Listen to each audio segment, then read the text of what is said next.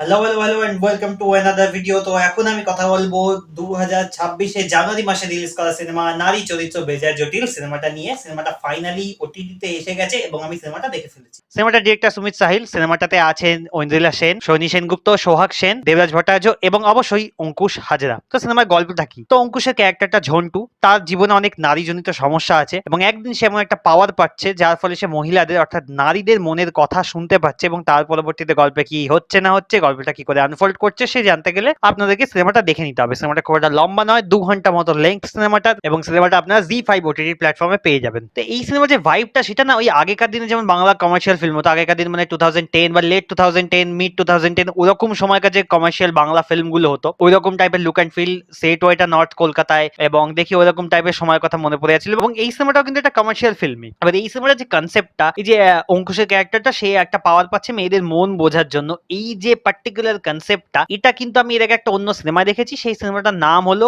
ফক্ত মহিলা মাত, একটি গুজরাটি ফিল্ম, 2022 বা 21 সিনেমা সম্ভবত। সেই সিনেমাটাতে ভয়েস ওভার দিয়েছিলেন, একটা ভয়েস ওভারে কাজ করেছিলেন অমিতাভ বচ্চন। এই সিনেমাটাতে এমন একটা ভয়েস ওভার বুম্বাদার দেওয়া, ওই সিনেমাটাতে একটা ভয়েস ওভার ছিল অমিতাভ বচ্চনের। তো ওই সিনেমাটার সাথে এই সিনেমাটার ওই পার্টিকুলার কনসেপ্টটা সেম, বাট বাকি সিনেমাটা কিন্তু মোস্টলি আলাদা। ওটাও একটা কমেডি ড্রামা জনরার সিনেমা। আমি বলছি না সিনেমাটা কপি বা রিমেক, মিলটা পুরোপুরি কোইন্সিডেন্টাল হতেও পারে। তবে ওই সিনেমাটার সাথে এই যে সিনেমাটা বাংলায় নারী চরিত্র বেজায় জটিল, দুটো সিনেমা যে একটা বড় পার্থক্য আছে, সেই পার্থক্যটা হলো কাউন্সিলরের ক্যারেক্টারটা এই বাংলা সিনেমায় যে ক্যারেক্টারটা প্লে করছে কৌশিক চক্রবর্তী, সেই ক্যারেক্টারটা কিন্তু ওই সিনেমাতে ছিল না এবং সেই ক্যারেক্টারটাকে এখানে আনা হয়েছে এবং সেটা গল্পে কিন্তু বেশ গুরুত্বপূর্ণ একটা ক্যারেক্টার। আচ্ছা, এবার যদি আমি রিভিউতে যাই, স্ক্রিন প্লে প্রথমে যদি আমি বলি, এটা কমেডি ফিল্ম। তো স্ক্রিন প্লেতে কমেডি পার্টটা, কমেডি যে লাইন্স গুলো সেগুলো কিন্তু বেশ ভালো ভালো লেখা আমার মনে হয়েছে। লাইন্স যেগুলো আছে সেগুলো বেশ ফানি লাইন্স আমার মনে হয়েছে। কিছু হালকা অ্যাডাল্ট কমেডি আছে বলা যেতে পারে, বাট সেটা খুব ভালগার নয়। মানে যেহেতু সিনেমাটার মধ্যে একটা মেসেজ আছে, নারী মন বোঝার একটা মেসেজ আছে, এবং এই যে ঝন্টুর ক্যারেক্টারটা সে একটা মিসোজিনিস্টিক ক্যারেক্টার এবং তার যে একটা ট্রান্সফরমেশন হচ্ছে,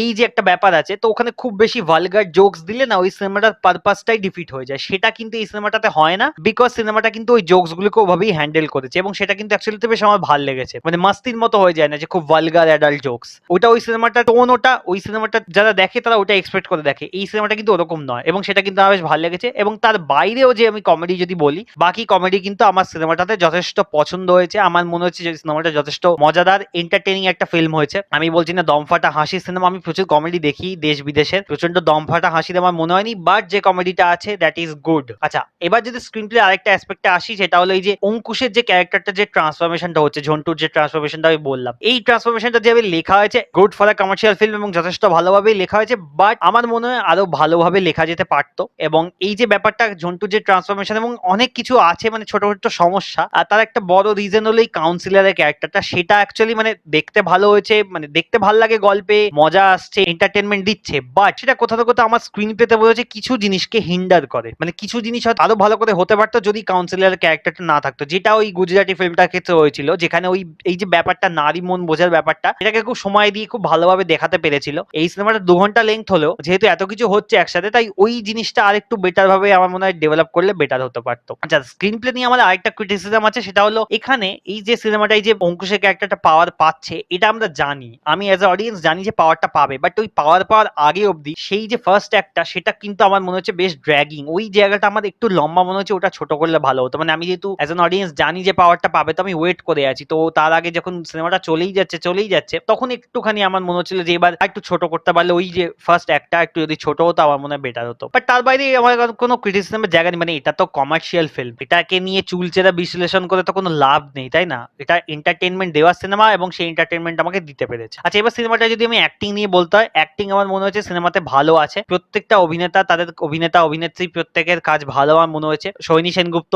ঐন্দ্রিলা সেনগুপ্ত, সোহাগ সেন প্রত্যেকেরই কাজ ভালো, এবং দেবরাজের অঙ্কুশ, বিশেষ করে অঙ্কুশের কমিক টাইমিং কিন্তু আমার যথেষ্ট ভালো লাগে, তাকে দেখতে ভালো লেগেছে। আর অঙ্কুশ, ঐন্দ্রিলা, সোহাগ সেন এদের তিনজনকে আমি একসাথে এর আগে দেখেছিলাম লাভ ম্যারেজ বলে সিনেমাটাতে, আর তাদেরকে দেখতে একসাথে ভালো লাগে। লাভ ম্যারেজ সিনেমাটা চলেনি সম্ভবত হলে খুব একটা, কিন্তু ওটা আমার বেশ পছন্দের সিনেমা। ওখানে যে কমেডিটা রঞ্জিত মল্লিকের যে মানে রঞ্জিত মল্লিক যে কমেডিটা করেছেন উনি ওই সিনেমাটা দেখতে অ্যাকচুয়ালি খুব ভালো লাগে আমার, যথেষ্ট হাসির সিনেমা মনে হয় ওটা। ওটা আমি অনেকবার দেখেছি, সিনেমাটা আমার খুব পছন্দের। এবং এই সিনেমাটার কথা যদি ফিরে আসি, তো এখানে কিন্তু সব অভিনেতাদের কাজ আমার ভালো লেগেছে, প্রত্যেককে যেটুকু করতে দেওয়া হয়েছে ভালো। এবং শৈনী সেনগুপ্ত ক্যারেক্টারটাকে যে একটা অন্য, মানে তার মধ্যে একটা ব্যাপার আছে, ঠিক আছে, মানে তারও নিজের একটা কোথাও না কোথাও কষ্ট, মানে যখন ছেলে কিছু একটা বলে দিল তার যে একটা খারাপ লাগা, সেই ব্যাপারটাকে যেভাবে দেখিয়েছে, তার অভিনয় তো দুর্দান্ত, শৈনী সেনগুপ্ত খুবই ভালো অভিনেত্রী, বাট ওই জায়গার যে ডায়লগ গুলো সেগুলো আমার পছন্দ হয়েছে। অ্যান্ড সিনেমাটার গানগুলো কিন্তু প্রত্যেকটা গান ভালো। ডান্ডা 2.0 গানটা আমার দারুণ লেগেছে, মজা এসছে। আমি রাত্রেবেলা হেডফোনে দেখছিলাম, বাট তাও আমার মনে হচ্ছিল যেন আমি উঠে নাচতে শুরু করে দিই, আমার এত ভালো লেগেছে গানটা। আর যে টাইটেল সংটা সেটাও ভালো, বাকি গানগুলোও খারাপ না। ওভারঅল যদি বলতে হয় it's pretty entertaining,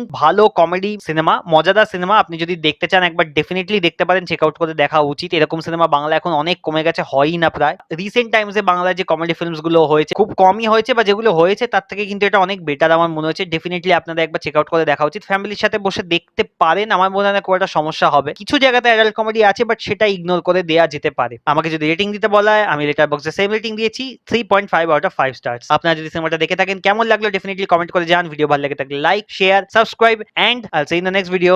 good bye.